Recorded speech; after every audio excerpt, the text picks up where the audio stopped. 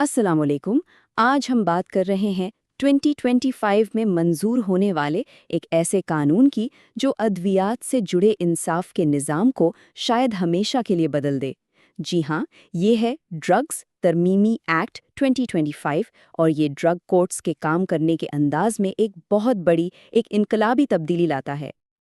اچھا، اس قانون کی گہرائی میں جانے سے پہلے آئیے ایک بنیادی سوال پر غور کرتے ہیں۔ سوچنے کی بات ہے کہ جب کسی دوا کا معاملہ اتنا بگڑ جائے کہ عدالت تک پہنچ جائے تو فیصلہ کرنے کا حق کس کا ہونا چاہیے؟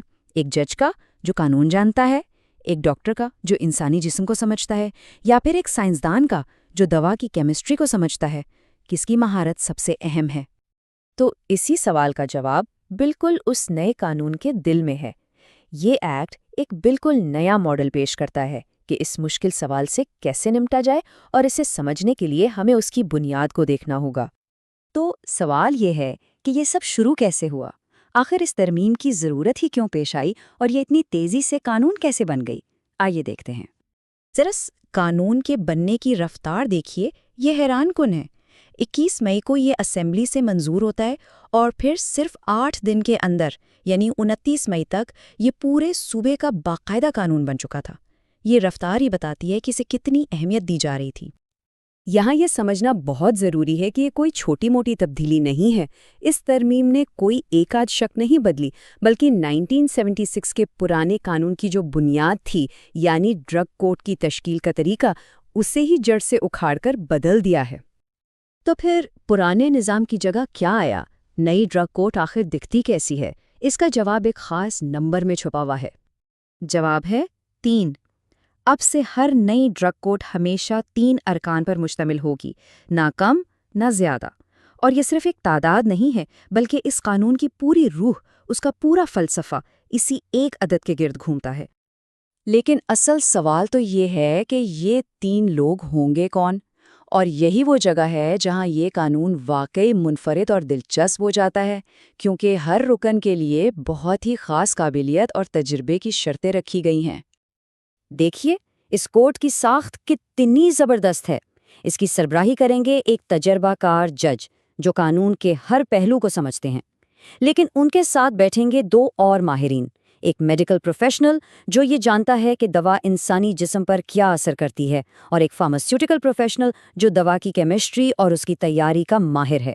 اور ہاں، ان دونوں ماہرین کے لیے کم از کم 15 سال کا تجربہ لازمی قرار دیا گیا ہے۔ اس ساخت سے قانون کا مقصد بالکل صاف ہو جاتا ہے۔ یہ ایک ایسی عدالت بنانے کی کوشش ہے جہاں قانونی سمجھ بوجھ، طبی علم اور فارماسیوٹیکل سائنس تینوں کو ایک جگہ اکٹھا کر دیا گیا ہے، تاکہ ہر کیس کو ان تینوں اہم زاویوں سے پرکھا جا سکے۔ 15 سال، ذرا اس نمبر کے بارے میں سوچئے۔ اس کا مطلب یہ ہے کہ عدالت میں جو تکنیکی ماہرین بیٹھے ہوں گے، انہوں نے اپنی زندگی کا ایک بہت بڑا حصہ اپنے شعبے میں گزارا ہے۔ وہ صرف کتابی علم نہیں بلکہ عملی دنیا کا گہرا تجربہ لے کر آئیں گے۔ اب اس نظام میں ایک ٹھہراؤ اور تسلسل لانے کے لیے صوبائی حکومت ان تمام ارکان کو 3 سال کی ایک مقررہ مدت کے لیے تعینات کرے گی۔ اس سے فیصلوں میں تسلسل قائم رکھنے میں مدد ملے گی۔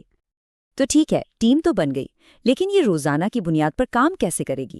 کیا ہر چھوٹے بڑے فیصلے کے لیے تینوں ارکان کا موجود ہونا ضروری ہے؟ اس کا جواب ہمیں کورم کے اصول میں ملتا ہے۔ کورم، یہ شاید کچھ لوگوں کے لیے ایک نیا لفظ ہو۔ اس کا مطلب بہت آسان ہے۔ کسی بھی میٹنگ یا عدالتی کارروائی کو قانونی طور پر جائز ماننے کے لیے کم از کم کتنے لوگوں کا موجود ہونا ضروری ہے۔ اس نئی ڈرگ کورٹ کے لیے یہ نمبر ہے 2، یعنی زیادہ تر کارروائی کے لیے صرف 2 ارکان کی موجودگی کافی ہے۔ لیکن یہاں ایک ایسا اہم نقطہ ہے جو سب کچھ بدل دیتا ہے۔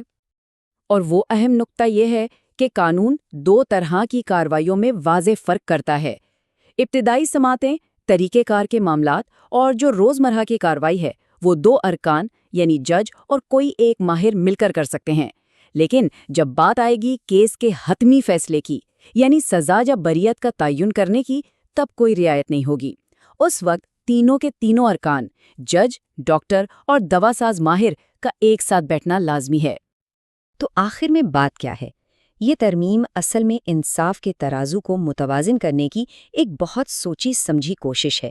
اس کا مقصد یہ ہے کہ جب کسی دوا کا معاملہ عدالت میں آئے تو فیصلہ صرف قانون کی کتاب پر نہ ہو بلکہ سائنس اور طب کے ٹھوس حقائق پر بھی مبنی ہو۔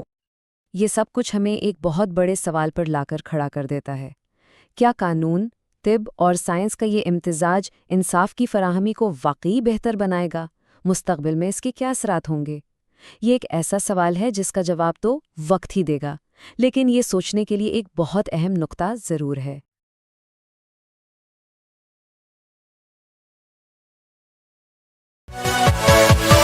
Yeah.